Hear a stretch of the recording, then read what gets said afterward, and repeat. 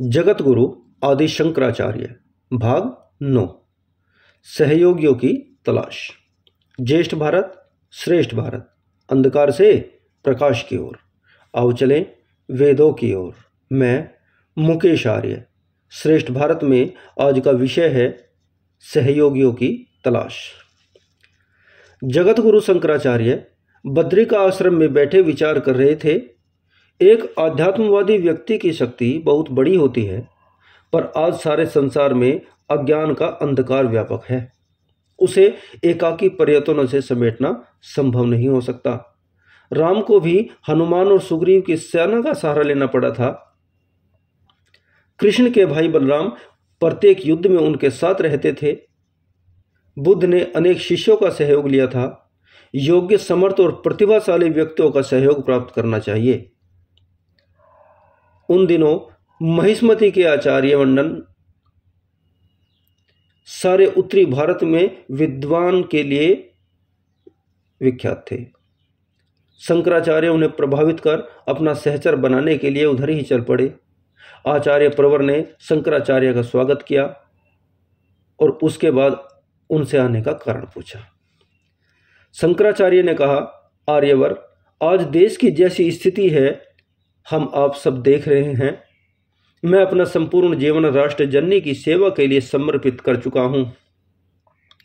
तथापि अंधकार इतना प्रगाढ़ है कि अनेक प्रकाशमान प्रखर प्रतिभा संपन्न व्यक्तियों की आवश्यकता है और यह योग्यता मुझे केवल आप में दिखाई दे रही है। ब्राह्मण श्रेष्ठ, हम ब्राह्मणों का कर्तव्य है कि समाज को सुसंस्कृत और सुव्यवस्थित रखना। इसके लिए हमें आत्म कल्याण तक ही सीमित न रहकर संपूर्ण पीड़ित मानवता की सेवा के लिए उत्कर्ष करना चाहिए। यह सारा समाज ही परमात्मा है। उसकी निष्काम सेवा से क्या आत्म कल्याण का लक्ष्य पूर्ण नहीं कर सकते? मंडन मिश्र ने कहा, आप ठीक कहते हैं महामहिमाचार्य, किंतु परमात्मा ने यहाँ सबको अलग अलग पैदा किया है। मनुष्य का उत्तरदायित्व अपने आप तक सीमित है।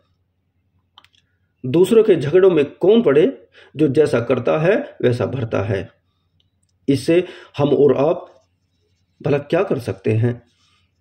लेकिन समाज की सेवा ही परमात्मा की सेवा है, यह गुरु शंकराचार्य का कथन था। विराट ब्रह्मांड ही परमात्मा है। प्रत्यक्ष की उपासना उपयोगी ही नहीं, अनिवार्य भी है। और मंडन मिश्र का तर्क था कि व्यक्ति दूसरों को कल्याण का जवाबदार नहीं। इसी विषय पर उनमें काफी देर तक विवाद रहा। आखिर मध्यस्थता कराने के लिए दोनों ने निश्चय किया। निर्णय के लिए मंडन मिश्र की विदुषी धर्मपत्नी देवी भारती चुनी गई। विशाल जन समुदाय, राज कर्मचारी और विद्वान व्यक्तियों की भरी सभा में मंडन मिश्र और शंकराचार्य के विचार विनिमय प्रारंभ हो गए।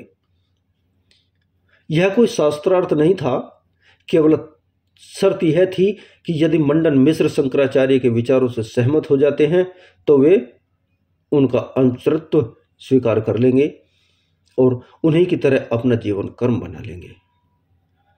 विचार विमर्श कई दिन तक चला।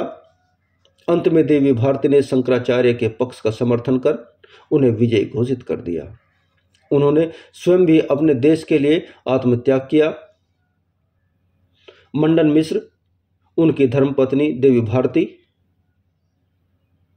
और जगत गुरु आदि शंकराचार्य अपना शेष जीवन देश में व्याप्त बुराइयों के उन्मूलन और वेदांत के प्रचार के लिए लगाते रहे। इस भाग में इतना ही। अगले भाग में 4 पीठों की स्थापना। तब तक के लिए नमस्ते जी।